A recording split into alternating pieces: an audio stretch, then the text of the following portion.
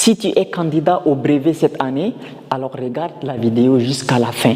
À l'issue de cette vidéo, tu vas être en mesure de déterminer les coordonnées d'un vecteur à partir des coordonnées des poignes.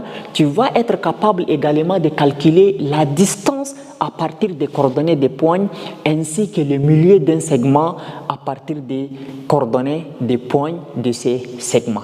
Alors, nous avons un petit exercice. A a pour coordonnées D et moins 3. A c'est un point et B aussi c'est un point. Ces deux points sont situés dans le plan et sont des points distincts, c'est-à-dire différents. A est situé quelque part et B est situé quelque part et ils ont leurs coordonnées. On nous demande de calculer le coordonnées du vecteur AB. AB avec flèche, c'est-à-dire le vecteur AB. Donc, pour calculer les coordonnées du vecteur AB, nous allons utiliser la formule de calcul des coordonnées d'un vecteur.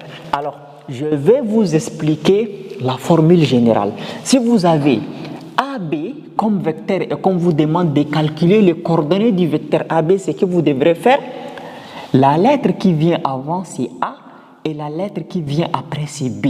Donc, vous faites X de la lettre qui vient après, c'est-à-dire la dernière lettre. X de la dernière lettre, vous écrivez ici, c'est B. Et Y de la dernière lettre aussi, vous écrivez ici. Donc, on commence par la dernière lettre. Vous faites moins, moins. Maintenant, écrivez les X de la première lettre et les Y de la première lettre. Donc, X de B moins X de A, Y de B moins Y de A. Maintenant, c'est quoi les X de A et les X de B? Le X de A, là, ce qui se trouve en haut, c'est ça les X. Et ce qui se trouve en bas, c'est ça les Y. Donc, A, X de A, Y de A, X de B, Y de B. Alors, répondons maintenant à la question. Calculons les coordonnées du vecteur AB. Donc, écrivons AB comme ça et on sait que c'est les coordonnées du vecteur AB et AB comme ça, c'est-à-dire sans en fait flèche, c'est-à-dire la distance AB. Donc, commençons d'abord par le calcul des coordonnées du vecteur AB. Donc, AB avec flèche. Je pose la formule. Donc, X de B moins X de A, Y de B moins Y de A.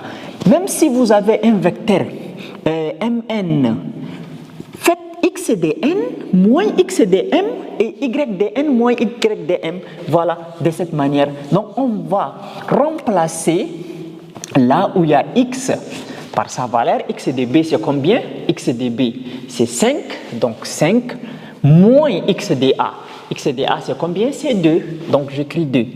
Alors, Y de B, c'est 6. Moins Y de A, c'est moins 3. Donc, moins 3. Parce que 2 moins, je ne peux pas l'écrire moins comme ça, moins 3. Donc, l'un devrait être dans une parenthèse. Voilà.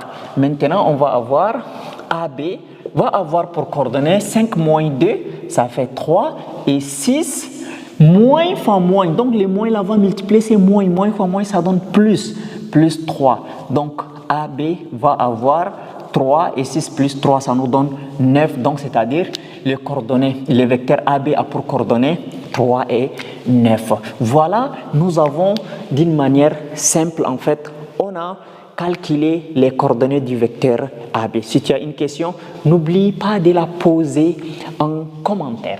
Alors, donc, les coordonnées du vecteur AB, c'est 3 et 9. Maintenant, on va calculer AB sans, en fait, flèche, c'est-à-dire c'est la distance AB. Donc, calculons la distance AB. On va voir comment il faut calculer la distance AB. Il y a aussi une formule pour le calcul de la distance AB. Alors, je peux dire qu'il y a des formules et je vais vous expliquer pourquoi. Donc, la distance AB est égale à la racine carrée. Toujours, on commence par la dernière lettre. X de la dernière lettre, c'est B, moins Y de la première lettre, moins X de la première lettre, autant pour moi, moins X de la première lettre, au carré, plus Y de la dernière lettre, c'est B, moins Y de la première lettre, c'est A, aussi élevé au carré. Voilà. Donc, ça, c'est lorsque vous connaissez les coordonnées du point A et le point B. Donc, X de B moins X de A, Y de B moins Y de B. Si vous vous rappelez, lorsqu'on voulait calculer les coordonnées du vecteur AB, on a fait X de B moins X de A, Y de B moins Y de A. C'est la même chose, mais vous l'écrivez ici, élevé au carré, plus ici, élevé au carré, n'est-ce pas? Alors, ça, c'est lorsque vous avez les points, les coordonnées des points. Mais si vous avez les vecteurs directement AB et que vous voulez calculer les coordonnées du vecteur AB, donc là, si c'est à partir des coordonnées du vecteur AB, vous allez dire la distance AB est égale racine carrée de x de AB au carré. Donc x de AB, c'est-à-dire x du vecteur AB, ce qui est en haut, et y de AB aussi élevé au carré. Et c'est valable aussi. Donc, mais pour le moment, comme on a les coordonnées des points, utilisons cette formule, mais de toutes les manières, on va trouver la même réponse. Donc, encadrons la formule. Donc, remplaçons maintenant les choses par leur valeur. X de B c'est 5. Donc, 5 moins x de A, c'est 2. Le tout élevé au carré. Plus y de B, c'est 6 moins y de A. Y de A, c'est moins 3. Donc, ce moins-là va se multiplier avec ce moins, ça va devenir plus 3, élevé au carré et en racine. Donc, on va avoir AB est égal 5 moins 2, ça fait 3, donc 3 au carré. Et 6 plus 3, ça fait 9, 9 au carré. Si vous constatez bien, on allait prendre les 3 au carré et les 9 au carré au lieu de calculer tout ça. Mais ça revient toujours à la même chose. Égal, 3 au carré, ça fait 9. Et 9 au carré, ça fait 81.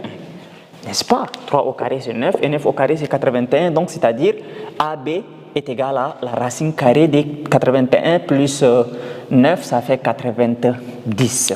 Alors, maintenant, qu'est-ce que nous allons faire? On va devoir simplifier la racine carrée de 90. Vous savez que 90 est égal à combien? Est égal à 9 fois 10. Donc, je fasse où?